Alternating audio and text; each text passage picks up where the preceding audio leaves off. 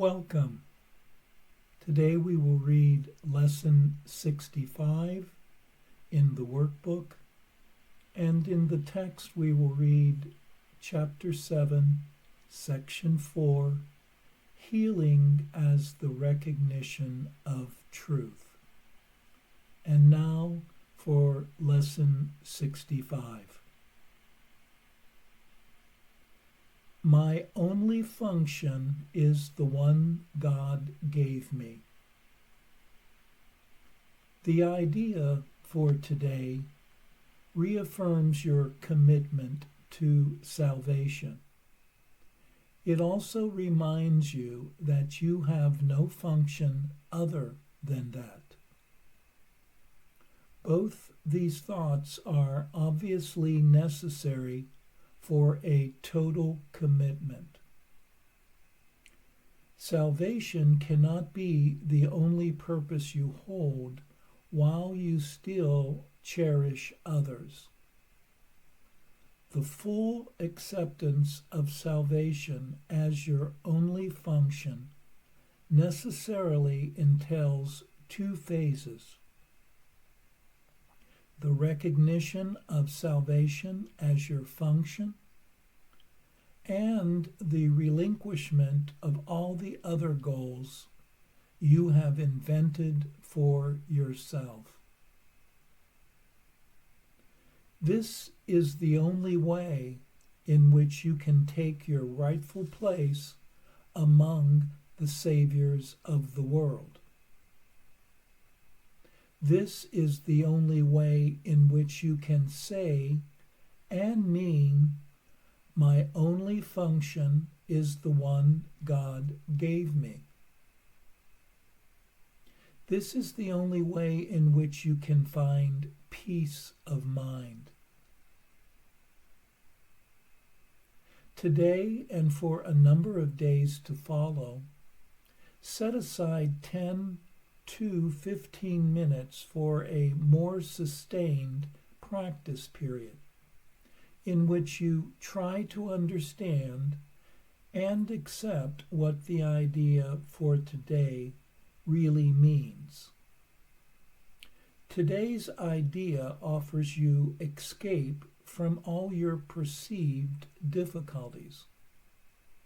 It places the key to the door of peace, which you have closed upon yourself, in your own hands. It gives you the answer to all the searching you have done since time began. Try, if possible, to undertake the daily extended practice periods at approximately the same time each day. Try also to determine this time in advance and then adhere to it as closely as possible. The purpose of this is to arrange your day so that you have set apart the time for God, as well as for all the trivial purposes and goals you will pursue. This is part of the long-range disciplinary training your mind needs, so that the Holy Spirit can use it consistently for the purpose He shares with you.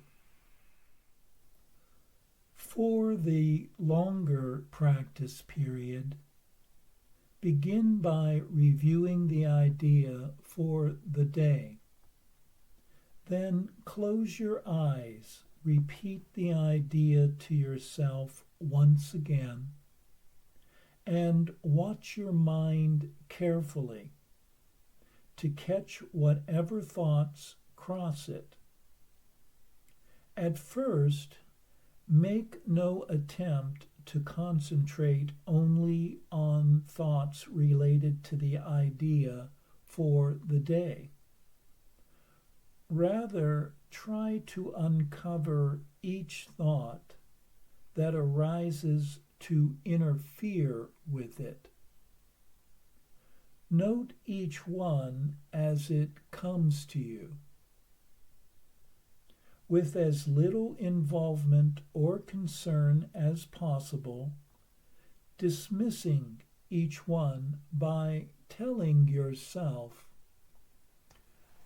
"This thought reflects a goal that is preventing me from accepting my only function." After a while, interfering thoughts will become harder to find. Try, however, to continue a minute or so longer, attempting to catch a few of the idle thoughts that escaped your attention before. But do not strain or make undue effort in doing this. Then tell yourself, "On this clean slate, let my true function be written for me." You need not use these exact words, but try to get the sense of being willing to have your illusions of purpose be replaced by truth. Finally, repeat the idea for today once more, and devote the rest of the practice period to trying to focus on its importance to you. The relief its acceptance will bring you by resolving your conflicts once and for all, and the extent to which you really want salvation, in spite of your own foolish ideas to the contrary. In the shorter practice periods, which should be undertaken at least once an hour, use this form in applying today's idea. My only function is the one God gave me. I want no other, and I have no other. Sometimes close your eyes as you practice this, and sometimes keep them open and look about you. It is what you see now that will be totally changed when you accept today's idea completely.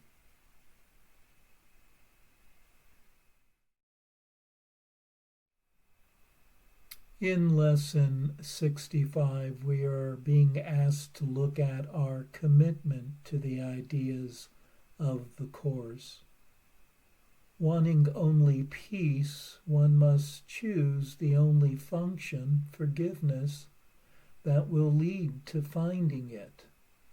One must also let go of other goals that conflict or distract one from the goal of perfect happiness. In the practice periods, one is asked to arrange one's day to prioritize one's learning activity, thus making space and time for truth. Contemplating the idea of the day, one is asked to watch one's mind carefully, noting the thoughts that distract one from the exercise.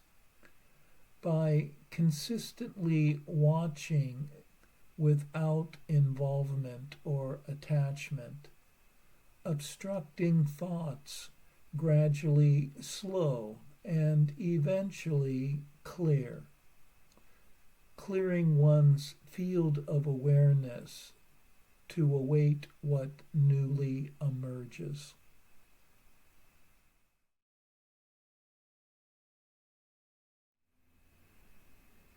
And now for our text reading for today, from Chapter 7, Section 4, Healing as the recognition of truth.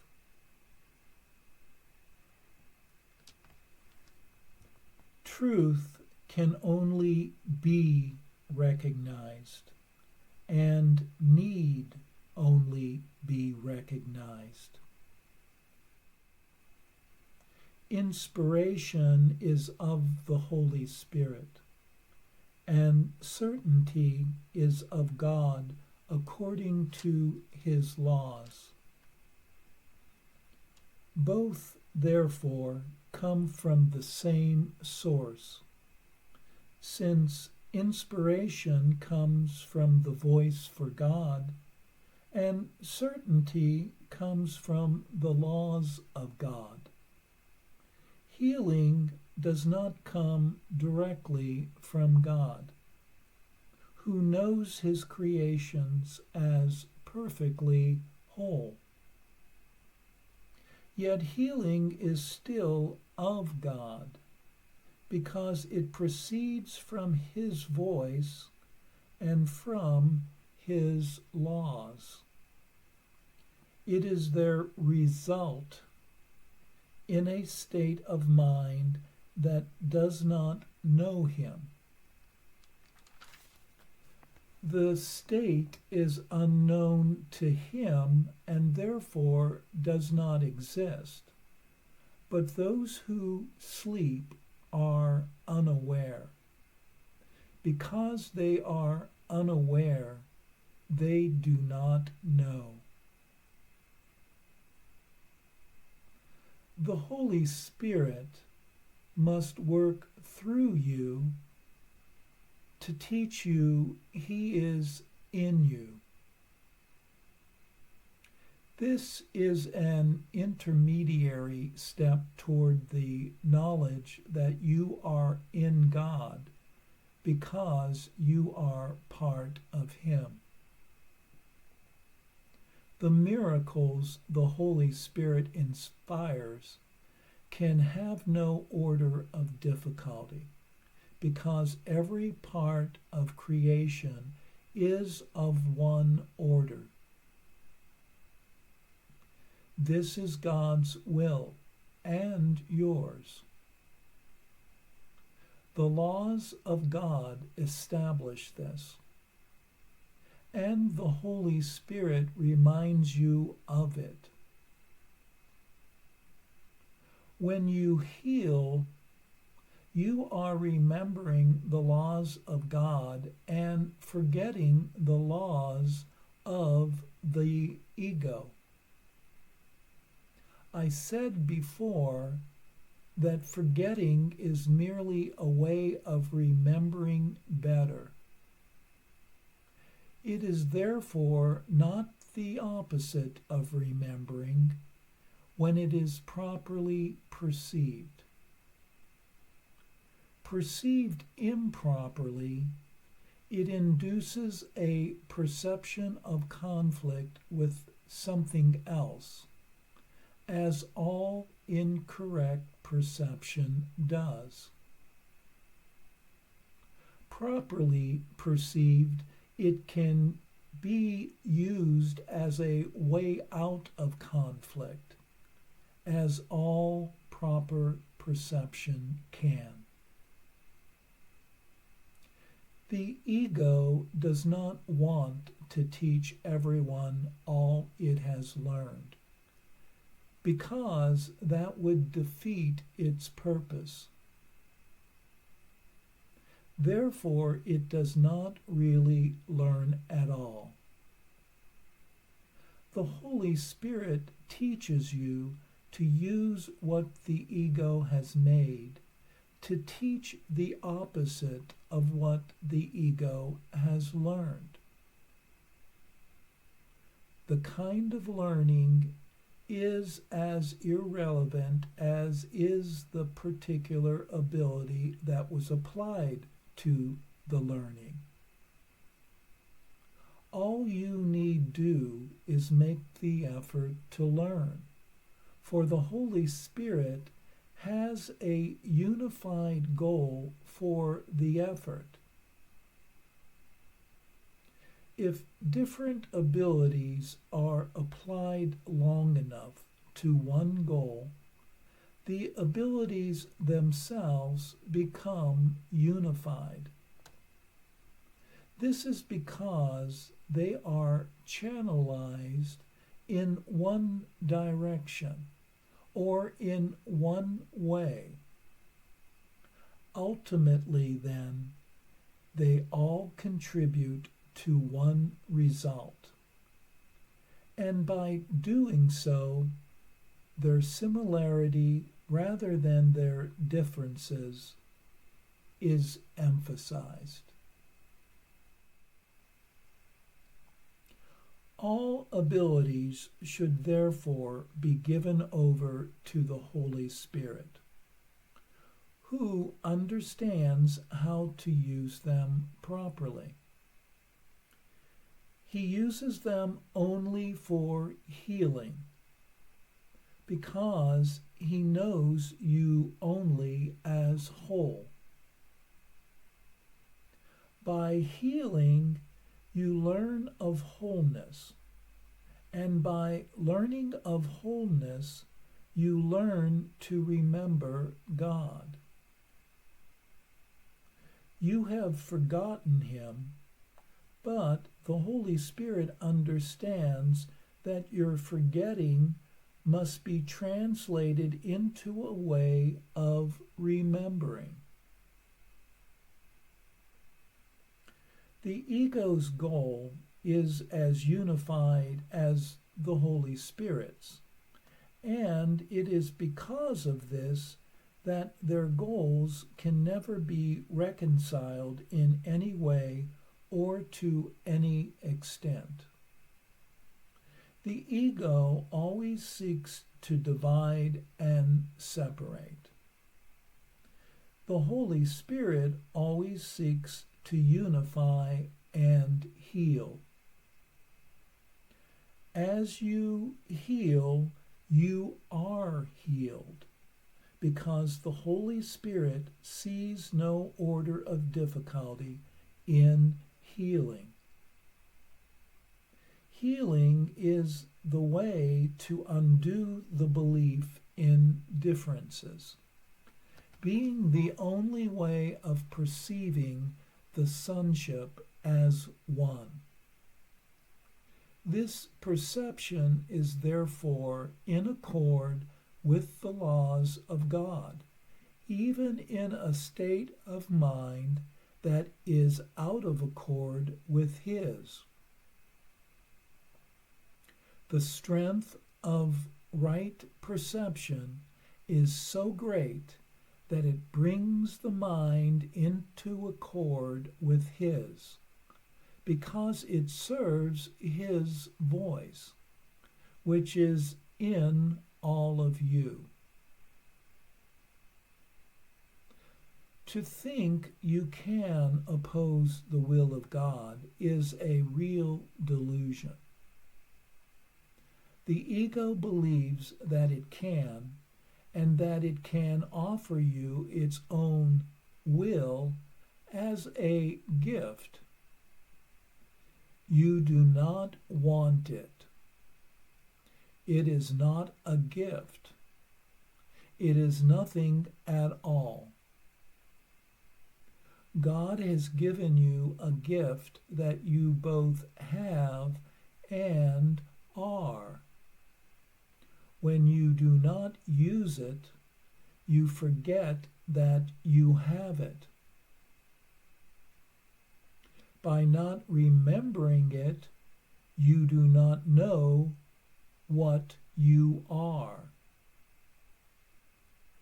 Healing, then, is a way of approaching knowledge by thinking in accordance with the laws of God and recognizing their universality.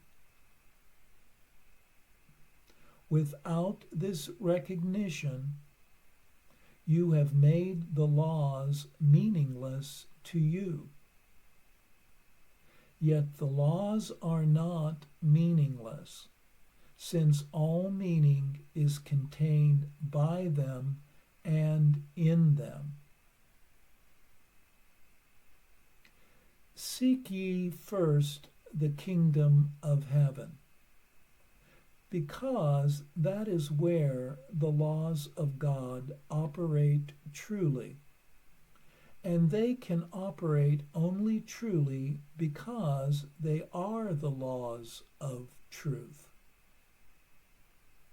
But seek this only because you can find nothing else. There is nothing else. God is all in a very literal sense. All being is in him who is all being. You are therefore in him, since your being is his. Healing is a way of forgetting the sense of danger the ego has induced in you by not recognizing its existence in your brother. This strengthens the Holy Spirit in both of you, because it is a refusal to acknowledge fear. Love needs only this invitation. It comes freely to all the sonship, being what the sonship is. By your awakening to it, you are merely forgetting what you are not. This enables you to remember what you are.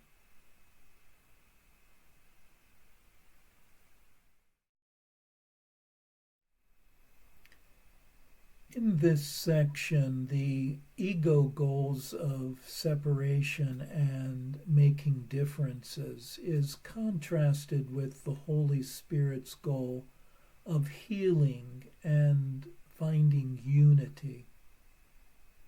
By the Holy Spirit placing all of one's activities and abilities to the service of healing, these varying abilities and activities are unified. The belief in differences is further undone by promoting the unifying nature of the sonship itself. Also, the Holy Spirit's healing allows for a forgetting of the ego sense of danger by not acknowledging its existence in one's brothers, seeing only the brother's safety and wholeness. By forgetting the ego's belief in fear in oneself or others, the Holy Spirit awakens one to the remembering of love's presence.